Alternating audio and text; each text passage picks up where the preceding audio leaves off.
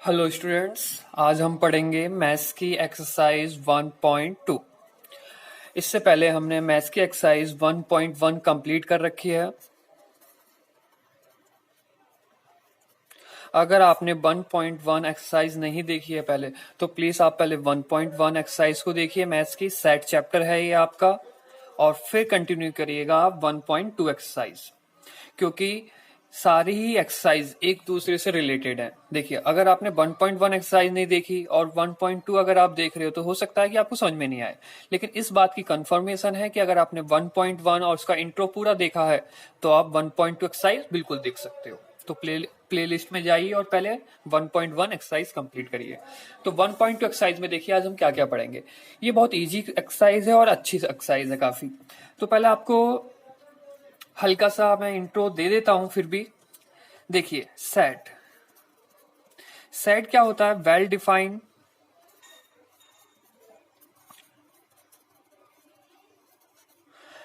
Defined collection of object, things and numbers in curly bracket.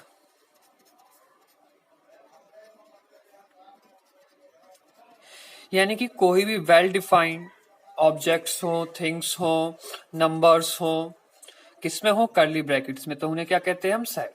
तो देखिए, एक set का टाइप है यहाँ पे एम्प्टी सेट। Empty set. अब देखिए, एम्प्टी सेट, आपको एम्प्टी सेट से एक वर्ड हल्का सा तुरंत क्लियर हो गया होगा, यानी कि ब्लैंक, खाली। इसको और भी नाम से बोला जाता है null set, void set. Null set, void set, empty set, इन दोनों का इन तीनों का ही मीनिंग एक है। लेकिन ये है क्या मीनिंग? यानी कि a set which does not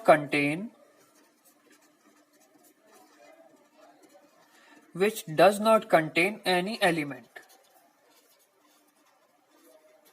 और एम्प्टी का मीनिंग ही क्या आ रहा है? ब्लैंक, खाली। तो यहां पे भी क्या आ गया? एम्प्टी नल वॉइड सेट का meaning is set which does not contain any element. Element से मीनिंग क्या है यहाँ पे? कि कोई ऑब्जेक्ट नहीं हो सकता, नंबर्स नहीं हो सकते, या थिंग्स नहीं हो सकते, कुछ भी नहीं होगा उसके अंदर। अब देखिए, इसे रिप्रेजेंट करने के दो तरीके हैं। This one is 5। एक तरीका है 5, यानी कि अगर 5 रिप्रेजेंट करा गया तो ये हमेशा ऑलवेज रिप्रेजेंट करेगा एम्प्टी सेट को। एक दूसरा तरीका है इसका ब्रेसेस, इसे बोलते हैं हम। यानी कि इसे एक तो ब्रेसेस भी बोलते हैं और कर्ली ब्रैकेट। अगर कर्ली ब्रैकेट के अंदर कुछ नहीं है तो समझ जाइएगा वो कौन सा सेट है? Empty set. अब देखिए, इस पे कुछ क्वेश्चन लॉजिक आपको एक क्लियर हो गया होगा। फिर आता आपका, अगर आप एग्जांपल्स, चलिए एग्जांपल्स बाद में, हाँ एम्प्टी सेट क्लियर। उसके बाद आता फाइनाइट सेट और इनफाइनाइट सेट।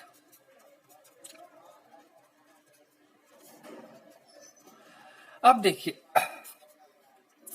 पहले थोड़े से मीनिंग को समझिएगा। Finite and infinite. Finite meaning countable, infinite meaning uncountable. यानी कि जिसमें भी काउंटेबल थिंग्स होंगी वो क्या होगा? आपका फाइनाइट सेट। जिसमें भी अनकाउंटेबल थिंग्स होंगी वो क्या होगा? आपका इनफाइनाइट सेट। काउंटेबल एलिमेंट, यानी कि जिसके अंदर भी काउंटेबल एलिमेंट्स होंगे वो क्या रहेगा? आपका फाइनाइट सेट। और अनकाउंटेबल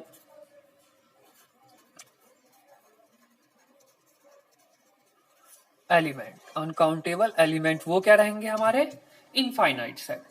ये आपको समझ में आ गया होगा। चलो एग्जांपल्स लेते हैं। जैसे कि मैंने लिखे ऑड नंबर्स ही लिखे, चलिए नेचुरल नंबर्स मान लीजिए। लेकिन नेचुरल नंबर 1 से स्टार्ट होते हैं, 1 3 4 5, कहां तक? 5 तक। तो ये क्या हो गया आपका? Finite set. अगर नेचुरल नंबर तो हैं लेकिन वो अनकाउंटेबल का मीनिंग क्या है? इनफिनिटी तक है, यानी कि 4 5 फिर डॉट डॉट। तो ये क्या हो गया आपका? Infinite set. ये आपको आ गया होगा समझ में। यानी कि जिसमें हम काउंट कर सके चीजों को वो सॉरी जिसमें हम काउंट कर सके चीजों को वो फाइनाइट सेट है। जिसमें हम काउंट करके नहीं बता सकते इसमें कितने एलिमेंट्स हैं, कितने डिजिट्स हैं, कितने अल्फाबेट्स हैं, कितनी थिंग्स हैं, कितने ऑब्जेक्ट्स हैं, सबका मीनिंग एक ही है, तो वो क्या है, इनफाइनाइट सेट। अब एक और चीज समझिएगा, दो तरीके हैं, एक वर्ड आता है नॉन एम्प्टी फाइनाइट सेट। देखिए अभी इससे पहले आपने पढ़ा था कौन सा सेट, एम्प्टी सेट। हाँ, तो पहले आप मुझे ये बताइए एम्प्टी सेट फाइनाइट में आएगा, अनफाइनाइट में आएगा, या सॉरी इनफाइनाइट में आएगा? एम्प्टी सेट किसका पार्ट है, फाइनाइट का पार्ट है कि इनफाइनाइट का पार्ट है? देखिए ये पार्ट है आपका फाइनाइट सेट का,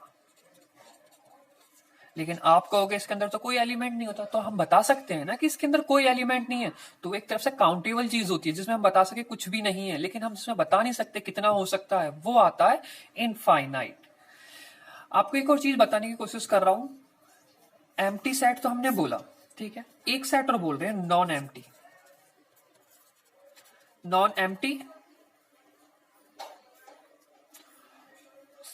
सेट, एम्प्टी सेट किसका पार्ट हो गया, फाइनाइट का बिल्कुल पार्ट हो गया। अब नॉन एम्प्टी की बात आ रही है। नॉन एम्प्टी का मतलब क्या है कि उसके अंदर डिजिट्स होंगी। अब डिजिट्स तो होंगी, अगर वो काउंटेबल डिजिट्स हो तो समझ जाइए वो फाइनाइट सेट हो जाएगा, अगर अनकाउंटेबल डिजिट्स हो तो समझ जाइएगा वो इनफाइनाइट सेट होगा। तो आपको फाइनाइट इनफाइनाइट क्लियर हो गया होगा। इसके बाद आते हैं इक्वल सेट। इक्वल सेट, अब इक्वल सेट का मतलब समझो, इक्वल का मीनिंग तो हो ही गया आपका, इक्वल मतलब बराबर है। अब बराबर कैसे बोला जाए, देखिए यानी कि आपके पास दो सेट है, सपोज करिए आपके पास दो सेट है और उनमें सेम एलिमेंट है, मीनिंग क्या हो गया, exactly same element in two और मोर सेट। दो या दो से ज्यादा सेट के एलिमेंट्स बिल्कुल सेम हो तो उसे हम क्या कहेंगे, इक्वल सेट। अगर मैं एक एग्जांपल लिख रहा हूं आपके लिए, 1 2 3 और इसमें लिखा मैंने बी, ध्यान से देखिएगा क्योंकि मेन है, क्योंकि थोड़ा सा टिपिकल वर्ड्स में लिख रहे हैं तो आपको समझना होगा। 2 1 3, क्या ये इक्वल सेट है? देखिए बिल्कुल इक्वल सेट है। यहां पे बोला गया एग्जैक्टली सेम एलिमेंट, ये नहीं बोला गया है कि पोजीशन आगे पीछे नहीं हो सकती, पोजीशन बिल्कुल आगे पीछे हो सकती है। तो 1 2 3 की जगह 3 1 सॉरी 2 1 3, ये बिल्कुल इक्वल सेट है। इक्वल सेट किस वजह से है, क्योंकि इसका हर एक एलिमेंट बी सेट में प्रेजेंट है, तो इस एग्जैक्टली सेम हुआ, तो यानी कि ये इक्वल सेट है। एक और चीज समझिए, एक और एग्जाम्पल, 1 2 3, एक बी सेट फिर से लिया हमने, 1 2 3 1, क्या ये इक्वल सेट है? हाँ जी, ये भी इक्वल सेट है। क्यों इक्वल सेट है, कोई भी एलिमेंट किसी भी सेट के अंदर दो बार रिपीट होता है तो उसकी वैल्यू एक्चुअलिटी में एक बार ही काउंटेबल होती है। मीनिंग क्या, अगर दो बार हमने 1 लिखा है तो रियलिटी में ये सिर्फ एक ही है, एक बार ही है, ठीक है। यानी कि दो बार लिखने से ये नहीं है कि 1 नंबर यहाँ पे 2 टाइम्स है, वो एक ही बार होगा, क्योंकि सेट्स के अंदर कोई भी डिजिट रिपीट नहीं होती। और रिपीट नहीं होने का मतलब 1 2 3 1 क्या होगा, ओनली 1 2 3, और 1 2 3 एलिमेंट किसमें है, इसमें है, तो यानी कि ये भी इक्वल सेट है। चलिए आपको ये थ्योरी क्लियर हो गई होगी। इसके बाद आते हैं हम एक्सरसाइज पे, क्योंकि इसमें सिर्फ इतना ही था कंसेप्ट। एक्सरसाइज 1.2 का क्वेश्चन नंबर फर्स्ट, और क्वेश्चन नंबर फर्स्ट में भी है फर्स्ट पार्ट। इसमें पहला क्वेश्चन पूछा है आपसे, which of the following are the example of null set, यानी कि नल सेट बताने हैं आपको कौन कौन से हैं। और आपको पता है नल सेट का मीनिंग एम्प्टी, एम्प्टी और एम्प्टी का मीनिंग वॉइड, यानी कि तीनों ही एक ही चीज है। इसका मतलब जिनमें एक भी नंबर नहीं आए वो क्या रहेंगे, हमारे नल सेट। पहला पार्ट, इसमें पहले पार्ट में बोला गया था set of odd number, set of odd natural number divisible by या डिवाइड बाई 2। पहली चीज, ऑड नंबर्स क्या होते हैं आपके? ऑड नंबर्स होते हैं 1, 3, 5, 7, 9 डॉट डॉट। इसने बोला है ऑड नेचुरल नंबर, लेकिन जो 2 से डिवाइड हो। आपको पता है नेचुरल नंबर में ऑड 2 से डिवाइड नहीं होते। 2 से डिवाइड होने के लिए क्या चाहिए होता है? इवन नेचुरल नंबर, लेकिन यहाँ ऑड है, तो इसका मतलब इसका आंसर क्या हो गया आपका? 5। यानी कि ये कौन सा सेट है? वॉइड, नल या एम्प्टी सेट। और इसे रिप्रेजेंट कैसे करेंगे हम? 5 से। यानी कि हम कह सकते हैं यस दिस इज ए 5 या नल सेट। सेकंड क्वेश्चन में क्या है? Set of even prime number. देखिए बस हमें इसमें ये बताना नल सेट है या नहीं। बिल्कुल ये नल सेट है। अब दूसरा क्या है आपका? The set of even number. अब देखिए इवन नंबर्स, पहले तो प्राइम नंबर समझिए। प्राइम नंबर्स क्या होते हैं? Which number divisible by 1 and itself. जो नंबर जो 1 से कैंसिल आउट हो जाए, डिवाइड हो जाए, 1 से बेसिकली सारे ही होते हैं, और जो सिर्फ अपने आप से हो। एक खास बात और होती है, divisible by 1 and only itself, यानी कि जो 1 से और अपने आप से डिवाइड हो। लेकिन एक कंडीशन और होती है, मोर देन 1, यानी कि 1 से ज्यादा हो। तो क्या आएगा? 2, 3, 5, 7, 11, 13 डॉट डॉट। तो अब इसने क्या बोला था? The set of even prime. तो चलिए ये तो क्लियर हो गया प्राइम नंबर। लेकिन जब इवन की बात आती है तो इवन नंबर है कौन सा? 2 है। यानी कि इस सेट के अंदर तो आपका क्या आ गया? एक डिजिट आ गई 2, और एक भी डिजिट आ गई तो मतलब क्या हो गया? ये नल सेट नहीं है, यानी कि ये एम्प्टी सेट नहीं है। तो यानी कि this is not A empty set. Third question देखते हैं इसी में ही। x such that x is a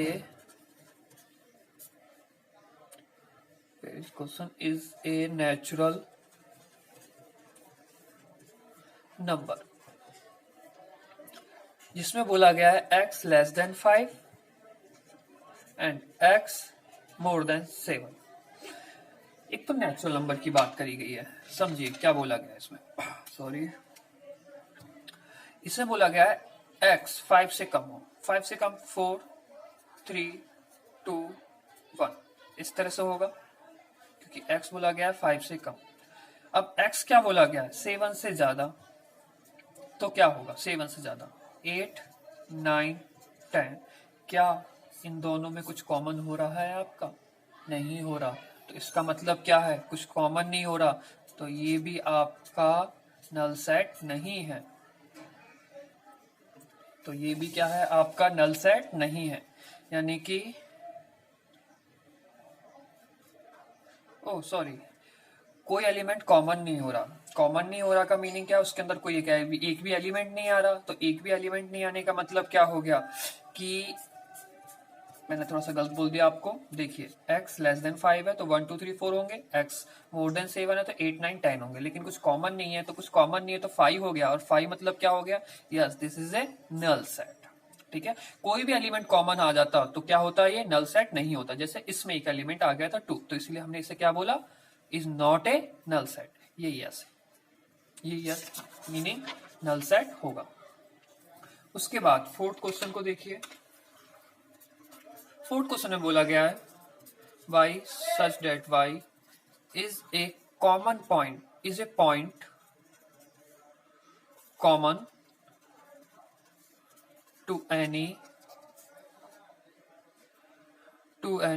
two parallel lines। अब ये बताइए पैरेलल लाइंस के बीच में कोई भी कॉमन पॉइंट होता है क्या? नहीं होता। एक ही पैरेलल लाइन L1, L2, इनमें क्या कॉमन पॉइंट होगा? ये बिल्कुल अलग अलग है। सपोज इसका पॉइंट y है तो इसका पॉइंट अलग होगा, y2 होगा। सेम नहीं हो सकता। कॉमन पॉइंट कब होता है? जब ये इंटरसेक्ट करती है एक पॉइंट पे। तो इसका मतलब इनमें भी कोई भी कॉमन पॉइंट नहीं है, तो ये क्या हो गया? Null set. अब क्वेश्चन नंबर हम 2 की तरफ आते हैं।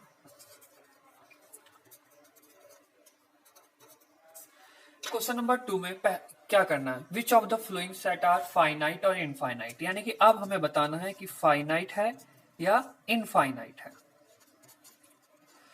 तो फाइनाइट इनफाइनाइट बताने के लिए काउंटेबल है तो फाइनाइट है, अनकाउंटेबल है तो इनफाइनाइट है। पहला, a set, sorry not a, the set of months, the set of month of a year. तो आपको पता है एक ईयर में कितने मंथ्स होते हैं, 12 मंथ्स होते हैं। ये थोड़ी कि हम उसे काउंट नहीं कर सकते, तो मीनिंग क्या हो गया, ये फाइनाइट हो गया, क्योंकि कितने मंथ होते हैं 1 ईयर में, 12 मंथ। और जब हम काउंट करके बता सकते हैं 12 महीने होते हैं, तो इसका मतलब ये क्या है, फाइनाइट सेट है। Second, 1, 2, 3 dot dot dot. अब बताइए 3 के बाद 4, 5, 6, 7, 8, 9, यानी कि हम प्रिडिक्ट नहीं कर सकते कि ये सेट कहां तक है, क्योंकि ये 3 डॉट्स का मतलब क्या होता है, इनफाइनाइट। तो हम क्लियर कह सकते हैं it is a infinite set.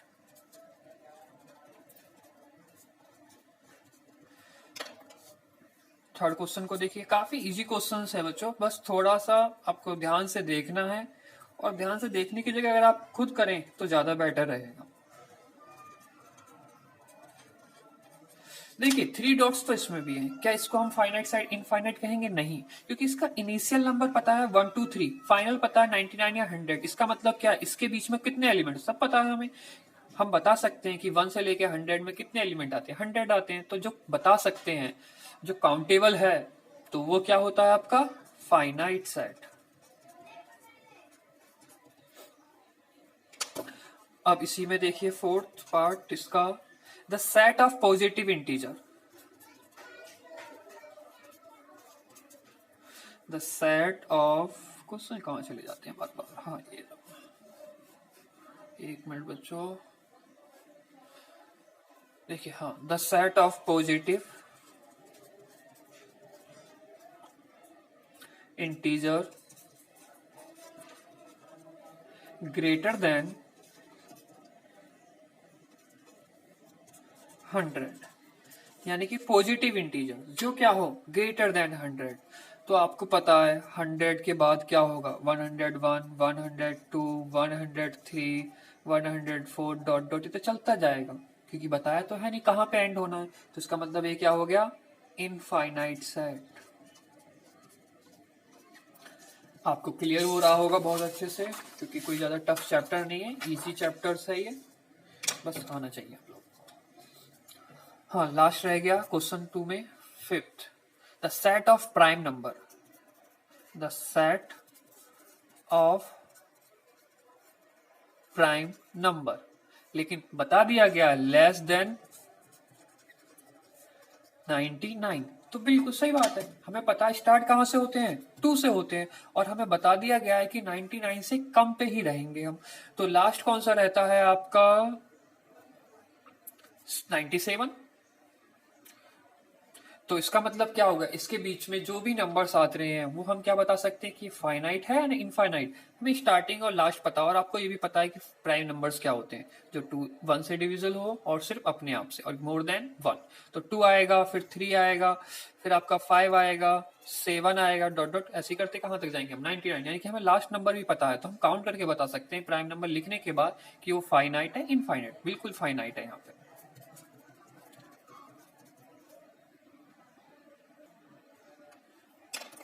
इसके बाद क्वेश्चन नंबर 2 खत्म हो गया, क्वेश्चन नंबर 3 की बात करते हैं। अब यहाँ पे भी वही बताना है कि ये फाइनाइट है इनफाइनाइट।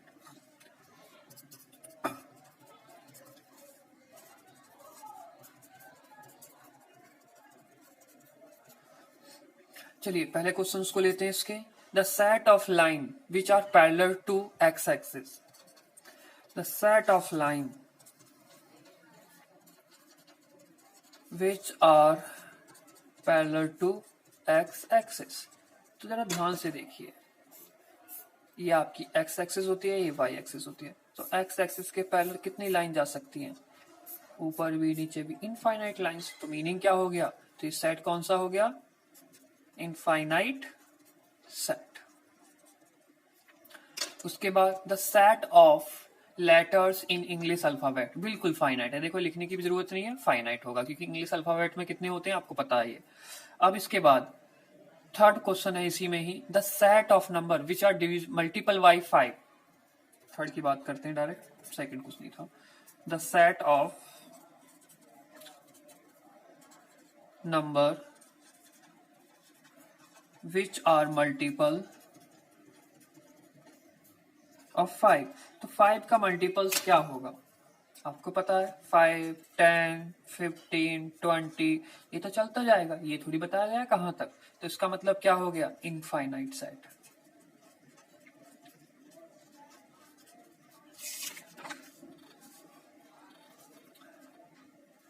अब देखिए इसके बाद ये थोड़ा सा मेन है, इसका fourth part, the set of animals on earth. अब अर्थ पे जो एनिमल्स हैं उनका सेट बनाते हैं, तो आप उसे फाइनाइट कहेंगे कि अनफाइनाइट, इनफाइनाइट कहेंगे। ये समझिए, ये ही मेन है जो आपको समझना होगा। देखिए चलो माना कि मुझे पता नहीं है अर्थ पे एनिमल्स कितने हैं, लेकिन अगर मैं सेट बनाना चाहता हूं तो मैं अर्थ के हर एक एलिमेंट, सॉरी एलिमेंट की बात नहीं कर रही यहाँ पे, एनिमल्स को हम काउंट कर सकते हैं। मानते हैं कि उनकी क्वांटिटी बहुत ज्यादा होगी, लेकिन हम काउंट करके बता सकते हैं कि अर्थ पे कितने एनिमल्स हैं। देखिए क्वांटिटी ज्यादा होने का मीनिंग ये नहीं होगा कि वो इनफाइनाइट हो जाएगा, मीनिंग बिलियंस हो, मिलियंस हो, कितने भी हो, लेकिन वो काउंटेबल तो हैं क्योंकि अर्थ पे हैं, तो हम उन्हें काउंट कर सकते हैं। तो ये अंदर, क्योंकि इसी में डाउट होता है कि बच्चों को कि हो सकता है कि वो इनफाइनाइट रहेगा, क्योंकि हम नहीं बता सकते, बिल्कुल बता सकते हैं। क्यों बता सकते हैं, क्योंकि वो अर्थ के एनिमल्स हैं, तो अर्थ के एनिमल्स को काउंट करा जा सकता है। क्वेश्चन 5 इसी में, the set of circle passing through origin, the set of circle passing through origin, origin से पास होने वाले सर्कल्स के बारे में बताइए क्या सेट होगा। ये ओरिजिन देखिए, एक ये हो गया, फिर ये हो गया, फिर ये हो गया, फिर इस तरफ से भी हो सकते हैं बहुत सारे, और एक कंटिन्यूस बढ़ते जाएंगे, तो इसका मतलब क्या हो गया, इनफाइनाइट सर्कल, यानी कि ये भी क्या हो गया, इनफाइनाइट सेट। देखिए अब ये थर्ड क्वेश्चन आपका खत्म हो गया, अब आता है फाइनली फोर्थ क्वेश्चन।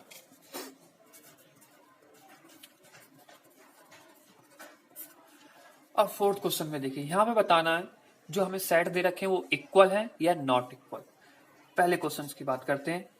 ए सेट में हमें दे रखा है ए comma B comma C comma D इन कर्ली ब्रैकेट, और बी सेट में हमें दे रखा है डी सी बी ए।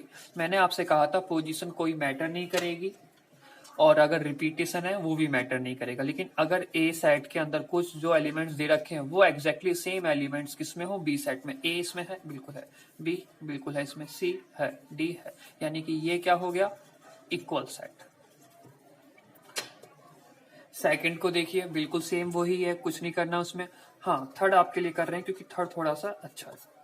देखिए ए सेट में दे रखा है हमें 2, 4, 6, 8, 10, लेकिन बी सेट में एक स्टेटमेंट है जिसमें लिखा गया है क्या, x such that x positive integer, positive even integer, यानी कि लिख दे बच्चों, नहीं अरे लिख देते हैं, इस पॉजिटिव बहुत काम करवाते हो, इस positive even integer then and x less than equal to 10। तो देखिए इसको आप ये किसमें दे रखी है, आपने 1.1 एक्सरसाइज में पढ़ी है, ये है आपकी सेट वेल्डर फॉर्म, तो पहले से रोस्टर फॉर्म में लिखिए, positive even integer less than और इक्वल टू 10, तो 2, 4, 6, 8, 10 यही आएगा, और इसमें भी क्या 2, 4, 6, 8, 10, तो मतलब क्या हो गया, ये भी क्या है, थर्ड क्वेश्चन भी इक्वल सेट है, ए इक्वल टू बी है आपका। फिर इसमें बात करते हैं क्वेश्चन नंबर 4 की, जिसमें ए सेट में लिखा गया है x such that x is A multiple of 10। Multiple किसका, 10 का, तो मल्टीपल 10 का मतलब क्या हो गया, 10, 20, 30, 40, 50 डॉट डॉट चलता रहेगा। बी सेट में हमें गिवन है ओनली 10, 15, 20, 25, 30 डॉट डॉट। लेकिन जरा समझिए, इसके अंदर 15 है, क्या इसमें 15 है? नहीं है। तो इसका मतलब क्या हो गया? नॉट इक्वल्स, यानी कि ये इक्वल नहीं है, यानी कि ए नॉट इक्वल टू बी।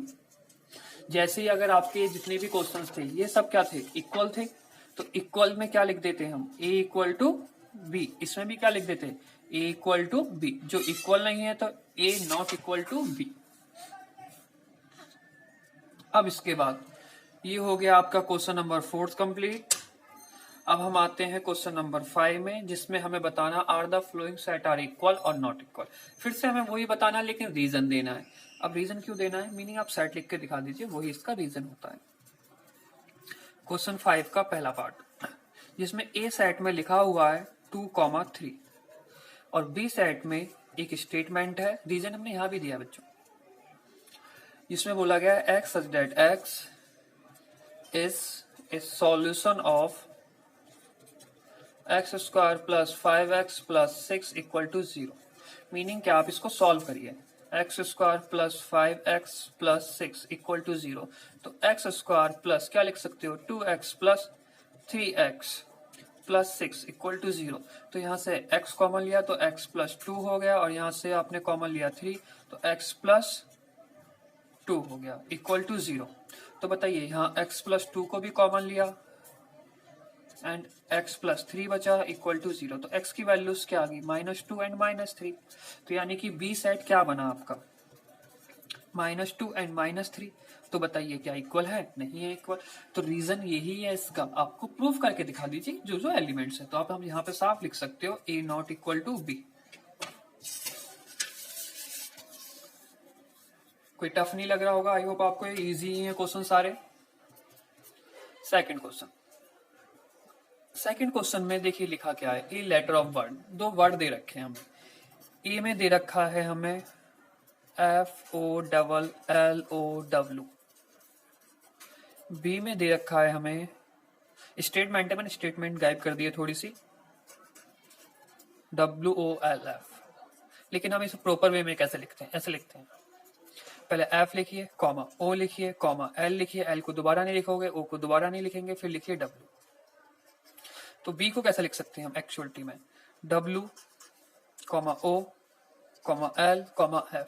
अब आप ये देखिए, ए का हर एक एलिमेंट बी में है, F है, O है, L है, W है। तो इसका मतलब क्या हो गया? ए इक्वल टू बी। ये भी क्या है? Equal set. क्वेश्चन नंबर 6 की बात करते हैं, और ये लास्ट क्वेश्चन है, फिर आपकी ये भी एक्सरसाइज कंप्लीट हो जाएगी। बहुत छोटी और बहुत अच्छी एक्सरसाइज थी ये। देखिए, इसमें बताना है कि कौन कौन से सेट इक्वल है। तो देखिए, पहले ए में क्या दे रखा है हमें? 2, 4, 6 है, नहीं है, 8, 12। बी में है हमारे पास 1, 2, 3, 4। सी में है आपके पास 4, 8, 12, 14। डी में है आपके पास 3, 1, 4, 2। ई में है हमारे पास -1, 1। उसके बाद एफ में है 0, A। जी में है 1, -1।